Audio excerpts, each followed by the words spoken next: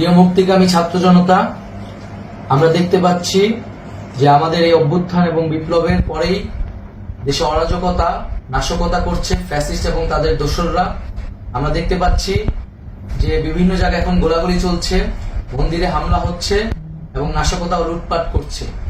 আমরা মনে করি আমাদের যে ছাত্র নাগরিকদের অভ্যুত্থান তাকে নস্যাৎ করার জন্যই পরিকল্পিতভাবে এই ধরনের ঘটনা ঘটানো হচ্ছে। আমরা মুক্তিকামী ছাত্র জনতাকে সজাগ এবং সতর্ক থাকতে আহ্বান জানাচ্ছি এবং আমাদের যে অন্তর্বর্তীকালীন সরকার, আমরা সেই সরকারের যে প্রস্তাবনা 24 ঘন্টার সময় নিয়েছিলাম, জরুরি পরিস্থিতি মোতাবেক আমরা এখনই তার একটি রূপরেখা ঘোষণা করছি।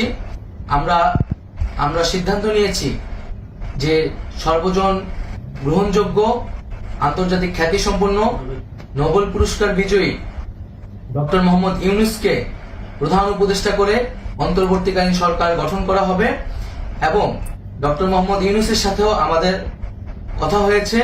তিনি ছাত্র জনতার আহ্বানে বাংলাদেশকে রক্ষা করতে এই গুরু দায়িত্ব নিতে সম্মত হয়েছে। আমরা সকালের মধ্যেই আমরা এই সরকার গঠনের প্রক্রিয়া দেখতে চাই। রাষ্ট্রপতির কাছে আহ্বান থাকবে যে দ্রুত সময়ের মধ্যে ডক্টর মোহাম্মদ ইউনূসকে প্রধান উপদেষ্টা করে অন্তর্বর্তীকালীন সরকার গঠন করা হোক এবং এই অন্তর্বর্তীকালীন সরকারের বাকি সদস্যদের নামও আমরা সকালের মধ্যে ঘোষণা করব।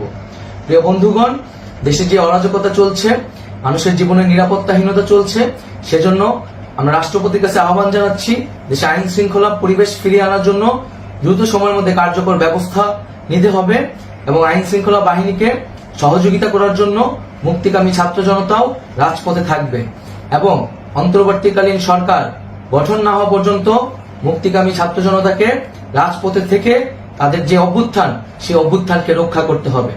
প্রিয় বন্ধুগণ, আমরা রক্ত দিয়েছি, শহীদ হয়েছি।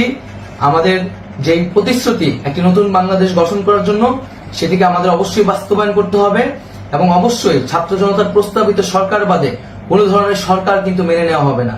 আমরা বলেছি কোনো ধরনের সেনা শাসিত সরকার অথবা সেনা সমর্থিত সরকার অথবা এই ফ্যাসিস্টদের দোসরদের কোনো বিটিম সরকার কিন্তু আমরা মেনে নিব না। কোনো গণবিরোধী সরকারকে মেনে নেওয়া হবে না। ছাত্র জনতার অভ্যুত্থানকারী যে প্রস্তাবিত সরকার, অন্তর্বর্তীকালীন সরকার, যেটা আমরা সিদ্ধান্ত উপনীত হয়েছি ডক্টর মোহাম্মদ ইউনূসকে প্রধান উপদেষ্টা করে এই সরকার গঠন করা হবে, সেই সরকারকেই বাস্তবায়ন করতে হবে অবিলম্বে। আগামীকাল সকাল থেকে সকলকে আহ্বান জানাচ্ছি রাজপথে থাকার জন্য এবং আমাদের যে সাম্প্রদায়িক সম্প্রীতি এবং রাষ্ট্রীয় সম্পদ রক্ষা কমিটির ঘোষণা হয়েছে বৈষম্যবিরোধী ছাত্র আন্দোলনের নেতৃত্বে, সকল পাড়ায় পাড়ায় এলাকায় এলাকায় সেই কমিটি পাহারায় থাকবে। আমাদের সংখ্যালঘু কমিউনিটিকে আমাদের রক্ষা করতে হবে, রাষ্ট্রীয় সম্পদ এবং এই দেশকে রক্ষা করতে হবে আমাদের।